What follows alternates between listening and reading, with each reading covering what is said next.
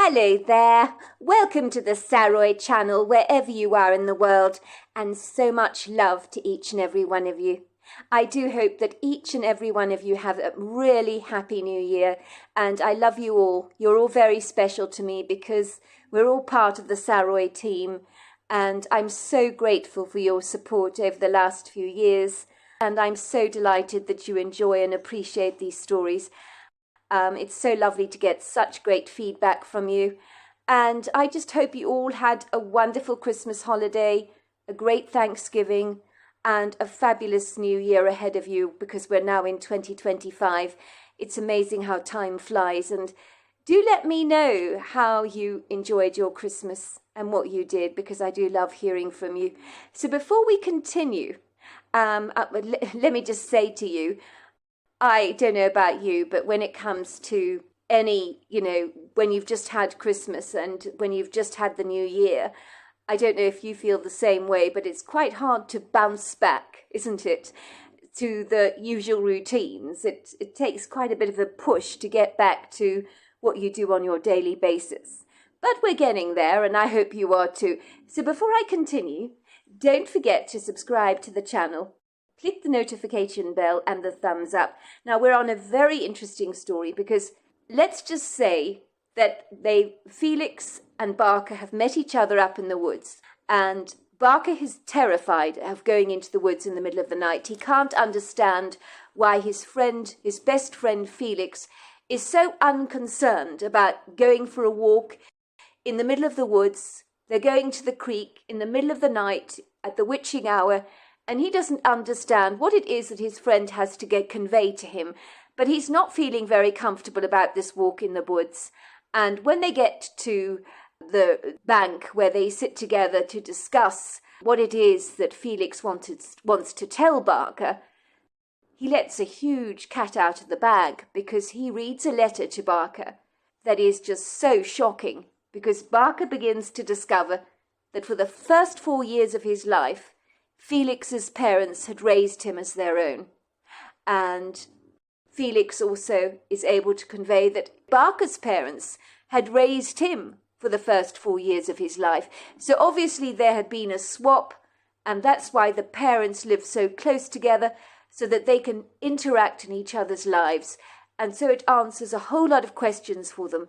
So let's continue with part 3 of our story tonight.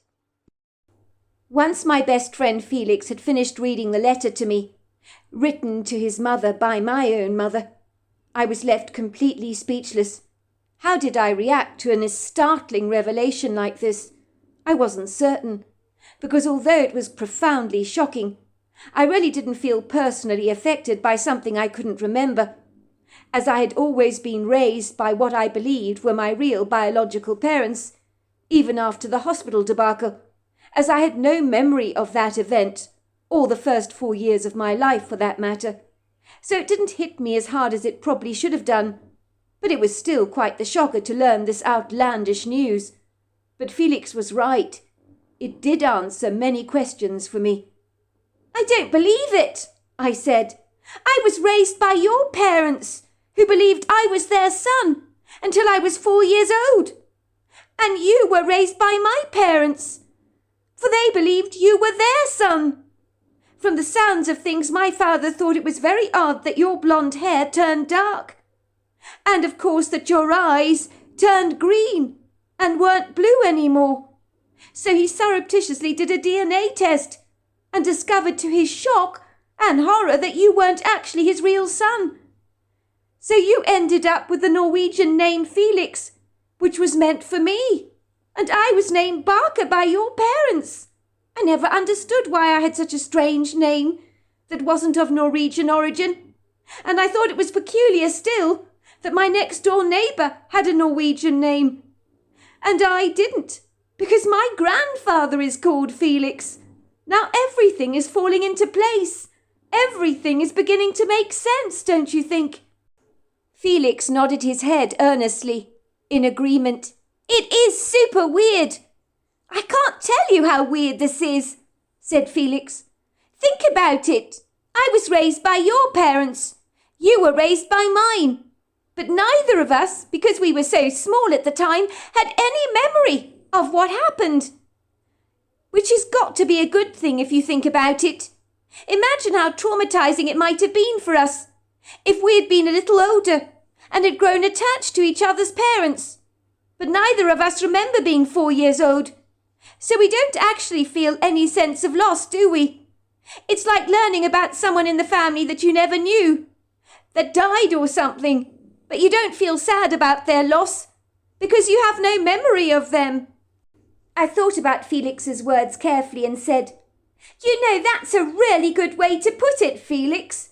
It is rather like losing someone that is in your family, that they died suddenly, and everybody's sad about it, but you're not, because you never knew that person. So why would you be sad?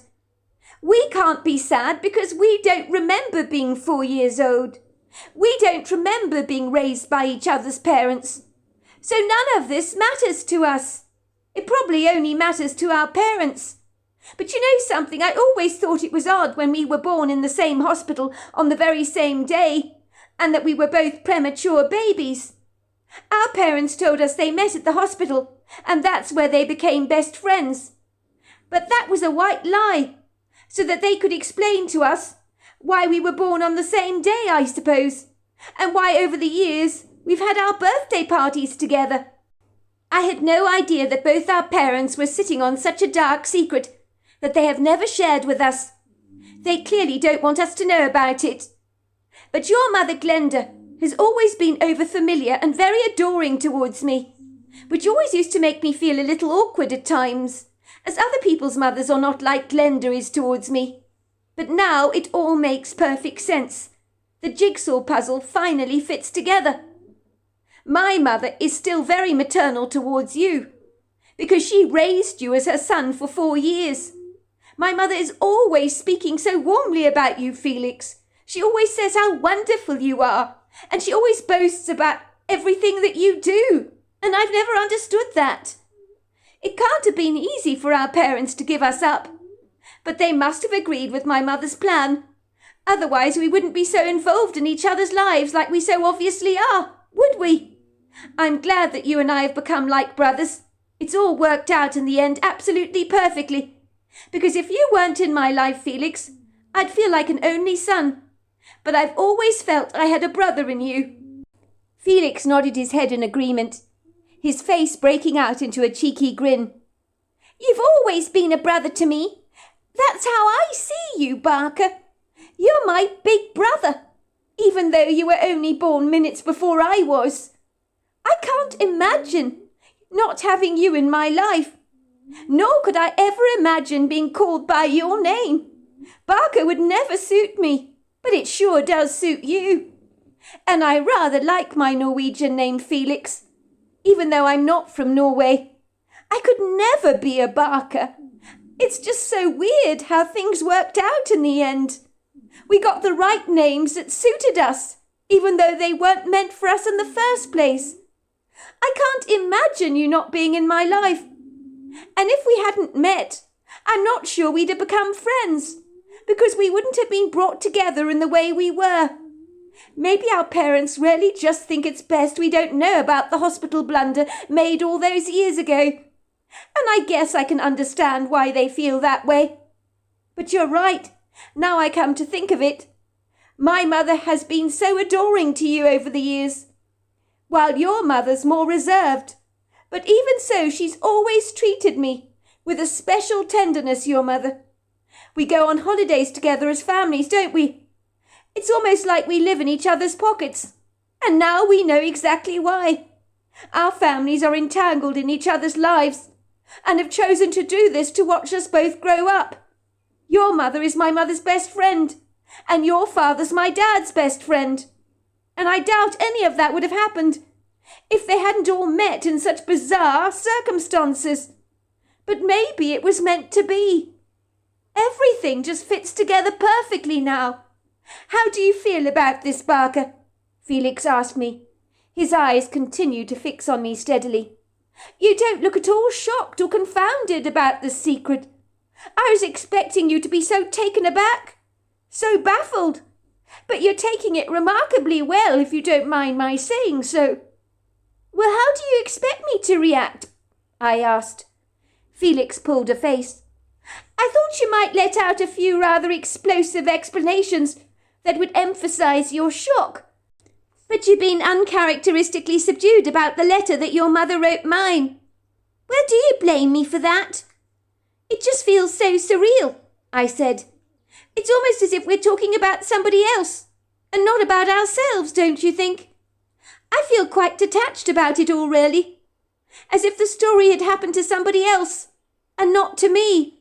It's hard to digest. It doesn't feel real.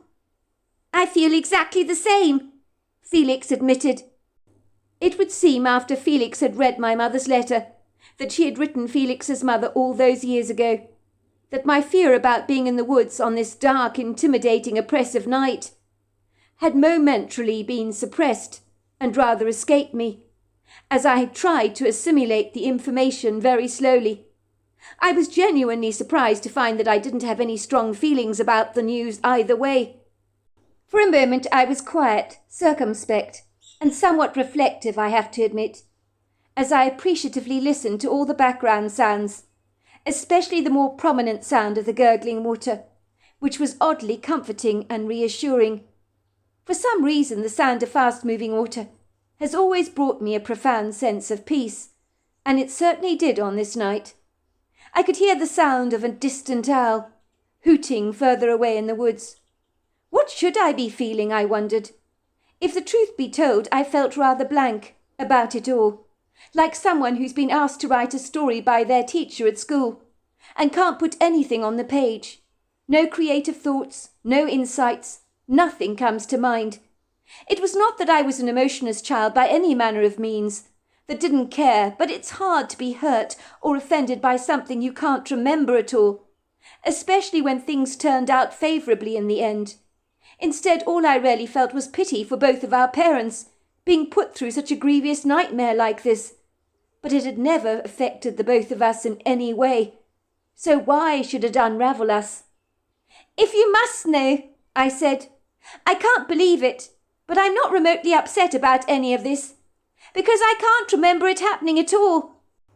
It's like someone telling me years later I was born with a club foot. Why would I care about such a thing if I have no memory of it? How could such news ever upset me? I mean, think about it. My father has a friend called Denzel. Denzel was born with one leg after his mother had a botched abortion procedure. It turns out Denzel was one of a twin. The gynecologist had failed to detect that there were twins, on the screen, of course. So Denzel's twin brother was ripped away, as was one of Denzel's legs. It was just sucked up. When, of course, Denzel's mother realised, much later on, that there was another baby growing in her womb, she decided to keep it. I asked Denzel if he was sad that he didn't have two legs. One of them had been lost, you see, in that procedure. He said he'd only ever had one leg, so he didn't miss the leg that he wasn't born with, because he was so used to only having one leg. But he was also glad to have survived that botched abortion. And the only thing he said was that he was sad about losing his twin. Well, that is a horrible story, Barker. Goodness gracious, that really is horrible. But you're right. You don't grieve over something you never knew you had. We both have no memory of being raised by different parents. So why would we be sad about any of it? And now we have each other. So good came of it all in the end. That's my point, I said. What were you feeling, Felix? I asked him, when you first read the letter that my mother wrote yours. How did you react to it? Well, of course I was shocked, said Felix. Who wouldn't be? In the beginning, I was shaking like a leaf. I wasn't nearly as calm as you've been, because I knew I'd stumbled on a big secret. I suppose I felt guilty for prying in my mother's business. I guess I felt more sorry for both of our parents than for us. As you were saying, we haven't been affected by this. We didn't know any better. But I guess for our parents it was traumatic to give up the child that they believed was their own, for the child that really was theirs. It has not bothered me at all, any more than it doesn't bother you. We have no memory of being raised by each other's parents, do we? What I do remember, though, is your family always being very involved in my life, and our families always being extremely close. I never understood the dynamics of what was really going on there, but I didn't suspect a thing, nor did I find it profoundly strange. I mean, we live next door to each other. We're like brothers, so in my opinion, as I keep saying, things worked out great in the end. And I would suspect our parents probably think so too. The swap must have happened when we were only 4 years old, and it was only our parents that suffered because of it. All these other letters talk about the swap, but I'm not going to read them to you now. They're very emotional. They're written between two women who are clearly distraught and very sad. If that's the case, I don't want to hear them, I said. You better put those letters back in the bureau where you found them, Felix, before your mum realises that they're missing, because she'll do her nut if she finds they're gone, especially if she realises her secret's out. I know how pedantic your mother can be. That's exactly what I'm going to do. You don't think we should say anything to our families, do you, Barker? Like we know what's happened to us all those years ago? Felix asked me cautiously. Should we confront them, I mean? What do you think? No, I said insistently. You don't want to tell them we know their secret. Are you crazy? For a start, your mother will know you've been snooping around in her private bureau, and that will make her mad as a hatter. And secondly, if our parents wanted us to know what happened to us all those years ago, they'd likely tell us themselves, would they not? But they clearly do not want to tell us their secret. Maybe they don't want to be reminded of what happened back then, because it might bring up some raw, hurtful emotions that they don't want to entertain. And maybe they think we're better off in the long run not knowing about the hospital debacle that occurred in the first 4 years of our lives. It probably doesn't matter anyway. It's history, isn't it? You're right, Felix agreed. We must never talk about this to anyone. It's got to stay a secret. My lips are sealed, he said, making a ziplock motion across his lips. To tell you the truth, I'm not sure how long our discussion lasted, but it was for quite a long time, I suspect. But then all of a sudden, against the gurgling sound of the water, I suddenly heard my mother's voice calling my name, and Felix likewise heard his mother calling his name. Felix's face went white. All the colour drained away from his skin, as Glenda Featherstone's voice called out, "Felix! Felix! Where are you, Felix? Felix!" followed by my mother Astrid, who was also calling out my name. "Barker! Barker! Where are you?" "What have you done?" said Felix, looking at me incredulously. I could swear he almost growled at me. He was so indignant. "I told you to be quiet when you left your house, but you couldn't do it, could you? You had to make a big noise. Your mother likely saw you leave the house in the middle of the night and guessed we were meeting up. She looked at your cell phone and realised we'd gone into the woods together. Now your mother has gone and contacted my mother, and they're looking for us in here. This is an absolute disaster. They know we're here. If our mothers have read our messages, they'll demand to know what our secret is."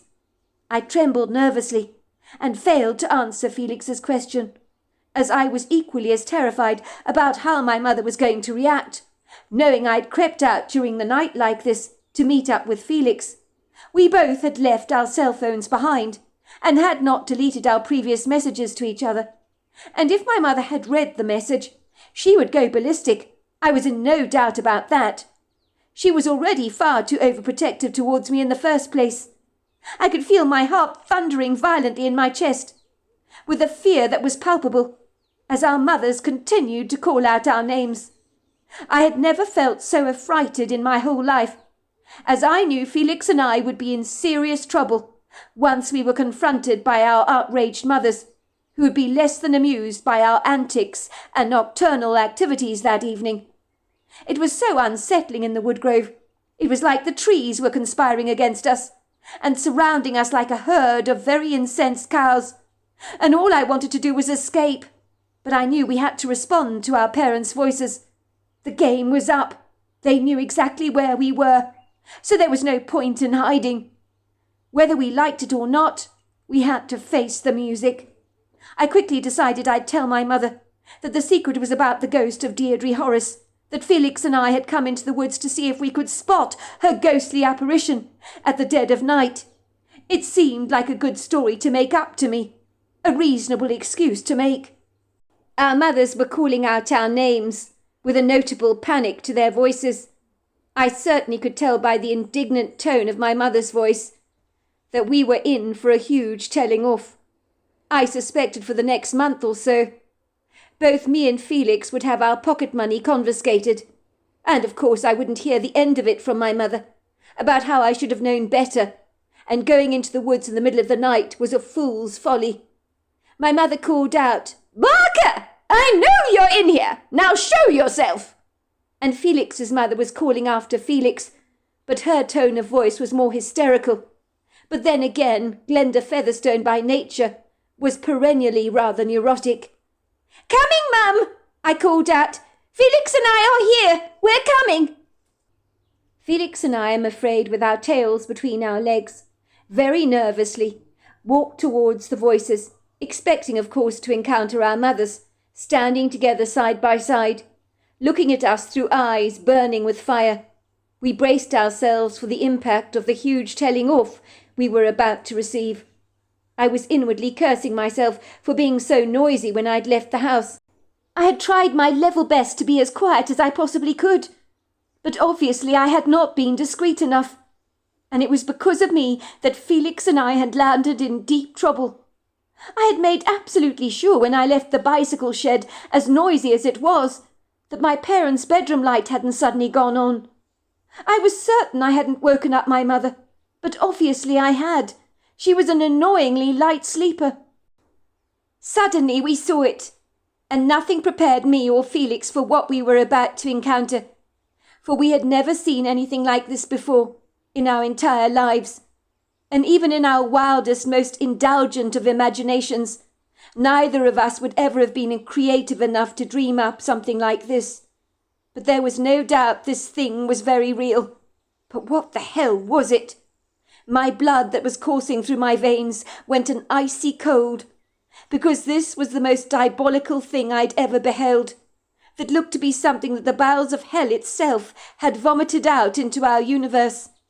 You would think that my legs would gain some kind of a momentum, an obedient bounce or a spring, so that driven by natural instincts and a surge of adrenaline, I'd be propelled out of the woodgrove at the speed of a rocket. But no such luck. My useless, unobliging legs had become like jello beneath me. My ice-blue eyes were virtually popping and bulging out of their sockets, rather like that of an insect. I could hear the sound of my own heartbeat, blasting violently through my chest, like an over-enthusiastic orchestra of heavy metal music. Every beat was insufferably deafening. I could feel my throat had grown as dry and parched as an arid desert. My eyes began to burn, sting, and tear up, almost as if someone had thrown acid in my face. I knew the tearing up in my eyes and the burning in my nostrils was due to the ungodly stench that sucked all the oxygen out of the air and filled the woodgrove with the suffocating smell of death and decay that was overbearing in every sense of the word. I cannot describe this foul scent to you, but it was a hideous cocktail of burning sulphur and rotting flesh, as if this thing standing before us, although alive, was actually dead, and the flesh hanging over its emaciated bones was hideously grotesque and repugnant. I have never seen anything so vile and ugly before, until I encountered this vile-looking beast, and then I understood the meaning of the word. Felix told me that from the moment he saw this thing, every single cell in his body crawled in abject terror, and he felt his muscles stiffen, and his racing heart began to feel as if piercing sharp needles were being injected in his chest over and over again, which made it hurt very badly for him when he tried to draw in any breath. Whatever this thing was, it had a malevolent, duplicitous power over us. We had become helpless to defend ourselves against it, but the curious thing was that the creature knew things about us that it couldn't possibly have known, which for me was the scariest thing of all. This grotesque thing seemed to be smiling at us maliciously, giving us the most malignant grin I've ever seen in my life. And as it did so, it continued calling our names out in our mother's voices, so that as he spoke, we found ourselves being drawn towards him, like two innocent lambs to the slaughter.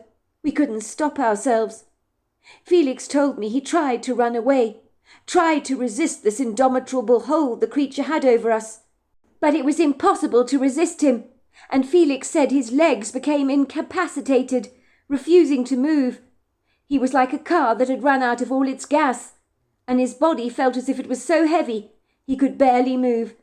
So his experience was not unsimilar to my own. There is no doubt in my mind that this thing possessed some kind of ungodly, paradoxical, hypnotic hold over us, making us like sitting ducks to its insidiously guileful intentions. "What the hell is it?" The creature was tall and skeletal. It had a humanoid-like torso, pointed ears and antlers on its human-like head. It had a hairless body, was emaciated and exceedingly gaunt, with gnarled bones that protruded very graphically through its tautly, very grey-greenish-coloured skin. The demoniacal eyes of the creature were set deep back in its sockets, giving off a red eye-shine. It possessed long bent legs and even longer arms with human-like hands that had the sharpest claws I've ever beheld, easily over a foot long without exaggeration, and those claws are capable of doing a hell of a lot of damage. When it smiled at us, its mouth was filled with jagged yellow fang-like teeth, which were incredibly sharp, while its quivering lips were flecked with blood, almost as if it had just been eating something, but was still ravenously hungry. It was looking at us with a hungry enthusiasm, which left me in no doubt what it wanted from us. This thing wanted to eat us, and of that I was in no doubt. But how could we escape it, when we were drawn towards it like iron filings to a magnet, almost as if an invisible force was drawing us right into the lion's den? The creature kept using our mother's voices to manipulate us. First it called out Felix's name. "Felix! Felix! Felix! Oh, there you are, Felix! Why don't you come here, my boy? Come here, won't you? Mummy wants to give you a big hug. Yes, Mummy wants to give you a big hug. You've been a naughty boy, haven't you? Coming into the woods at this late time of night. Never mind, I'll overlook it just this once." Then in the same breath he began to call out my name in my mother's voice. "Oh, there you are, Barker. Oh, dear me. Why didn't you come when I called you? You look white, my boy, so very white.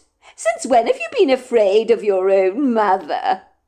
the creature said, with its long fingers pulling us towards it. "You're not my mother," I cried out. "Stop pretending to be her. Go away, will you? Leave us alone. Go away. We don't want you coming near us. Leave us alone." The creature began to cackle like a witch. "You were so easily duped, the both of you," it said in my mother's voice. "Were you not?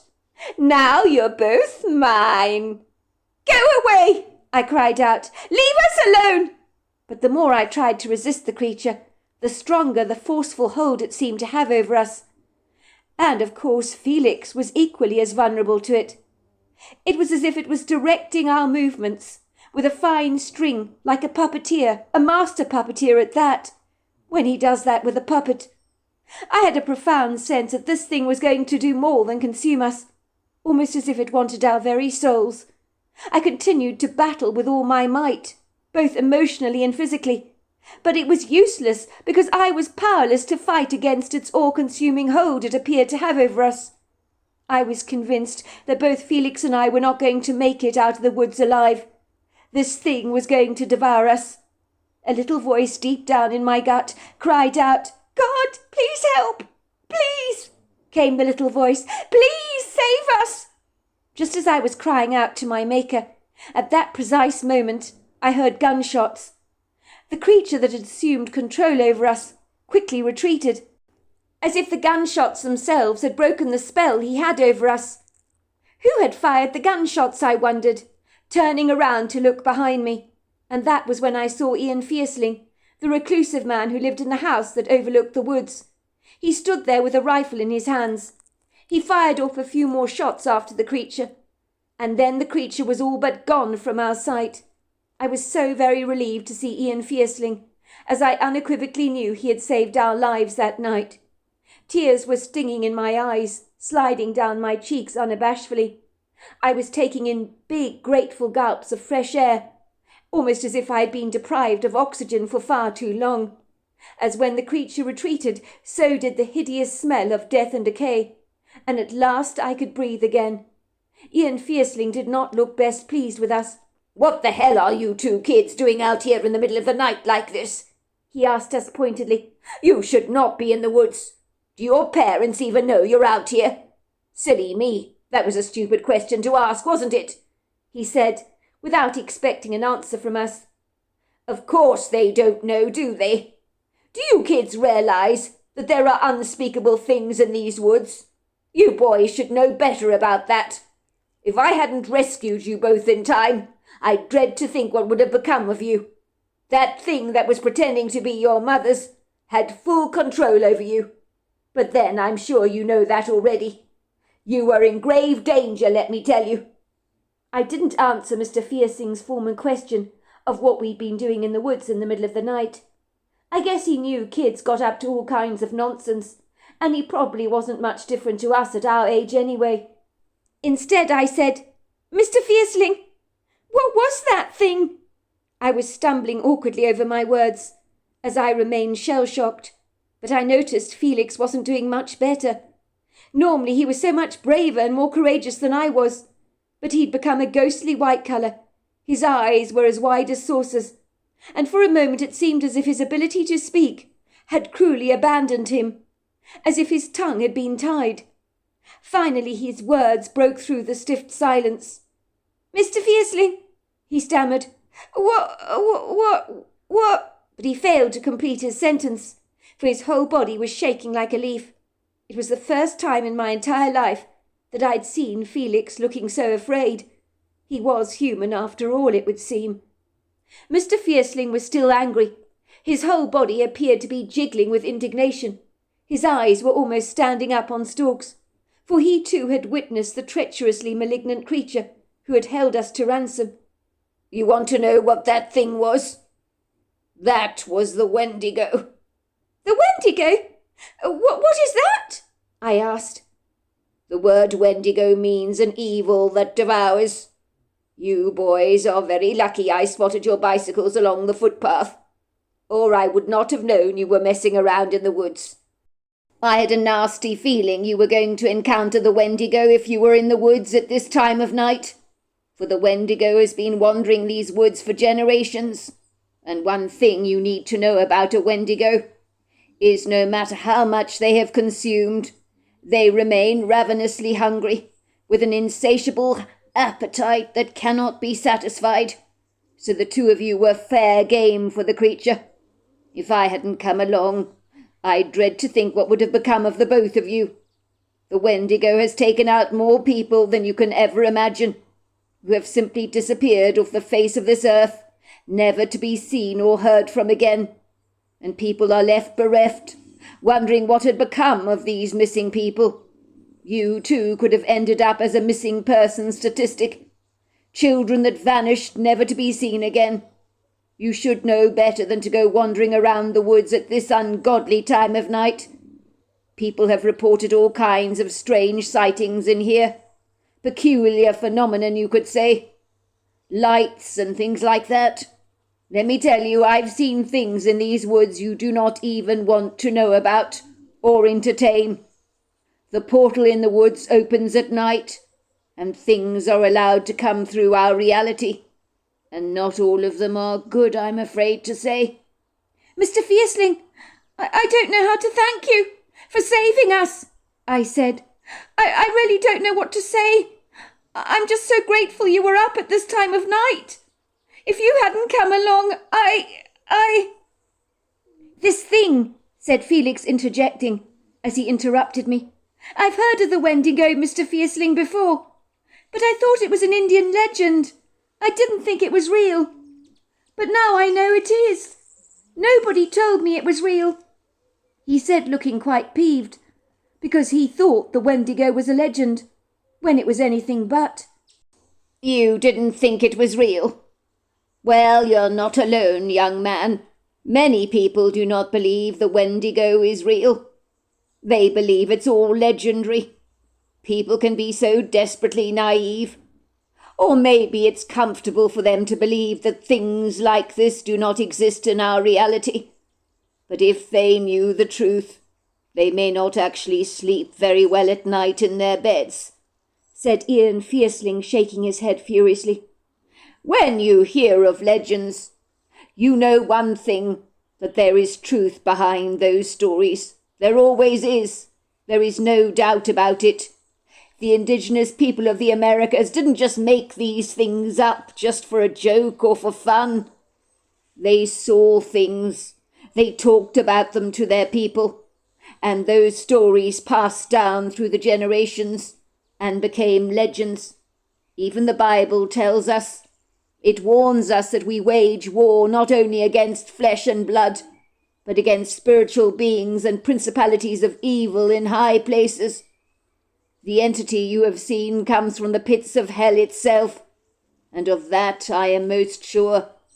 Sometimes these creatures get caught up in the fabric of our world, and the Wendigo roams these woods at the dead of night, and has been coming through that open portal, and when he does, he's always got a raging appetite on him that can never be satisfied. I have heard the Wendigo calling my own name, with the voice of my deceased father. The creature has a profound knowledge of every one of us, like evil spirits genuinely do. He knows how to mimic the people we love, so we will be surreptitiously lured into his deadly trap. And once we are ensnared, I'm afraid there is no escape for us." "I know," I said. The Wendigo, it was calling us, Mr. Fierceling, with the voices of our mothers. But then you know that. We thought our mothers had found out that we were messing around in the woods, and that we had left our houses in the middle of the night, because we knew that if they knew we'd got out and were out here on our own, we'd be in big trouble. You won't tell our parents, will you, Mr. Fierceling?" "I shan't be telling your parents anything, young man. You need not worry about that. But make absolutely sure the two of you don't come to the woods at night.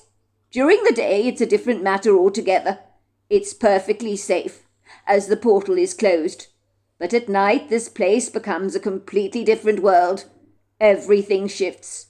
You can feel it in the atmosphere and the energy around you, closing in on you on every side, and it can be insufferable at the best of times. I've been in these woods on many a night, and I've seen things that you would not believe." "Mr. Fierceling, my mother told me you'd seen the ghost of Deirdre Horace. Is that true? My mother doesn't believe ghosts are real, but I do, Mr. Fierceling." "Word gets around fast in a place like this, does it not?" said Ian Fierceling. "It seems to me, young man, that you've got a wise head on those young shoulders of yours. Of course ghosts are real. Of course they exist. I remember the night you talk about very well, and seeing the woman in grave distress. She was wearing a nightdress, covered in blood. She looked incredibly real, and for a moment I believed she was. That's why I called the police. But to answer your question, ghosts are real, and the ghost of Deirdre Horace does wander the woods many a night.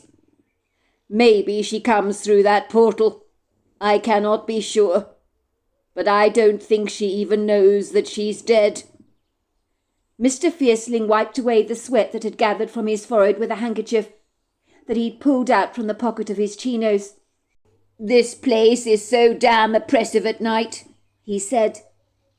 "I don't want to sound like a broken record and keep repeating myself over and over again, but sometimes it's important to do so, to make your message very clear. And I can't tell you children enough that you mustn't come into the woods at night ever again. There are ungodly, unspeakable things around here that you children know nothing about. They would rip you to shreds if given the chance. There are beings like the Wendigo. The Wendigo isn't exclusive, you know. There are others even worse than him.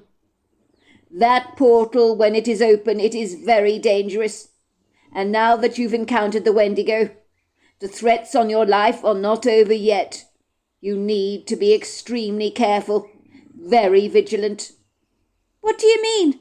The threats to our lives are not over, Mr. Fierceling. You saved us, did you not? And we won't be coming back into the woods at night. So we will be all right, won't we?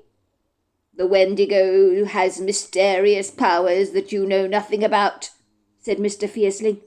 He can intercept your dreams at night and put you into a trance-like state when you're fast asleep, so that unbeknown to you, you can be drawn to the woodgrove without being consciously aware of what you're doing. The creature has an insatiable appetite, as I keep telling you. He's not going to give up on the both of you, just because I scared him away. He will try again to lure you back into the woods, so you will be drawn into his duplicitous trap, in a sleep-induced state, I expect, so you will be helpless to fight against him, if you are not conscious of what you are doing. So what are we going to do? What do you mean, Mr. Fierceling? I asked, my eyes widening in terror. Are you saying the Wendigo is going to draw us out of our beds in the middle of the night, right back into the woods? So we're back where we started? That's exactly what I'm saying. But I have a plan. I need the two of you to be here at midnight tomorrow. I will meet you outside my house. Just knock on the front door. There is someone I know who will be able to help you overcome this very sizable threat. Now off with you, young men, and don't go into the woods at night again, if you know what's good for you. So there we are. That is the end of part 3 of our story. Part 4 is tomorrow night. I look forward to you joining me then. Until next time, goodbye and good night.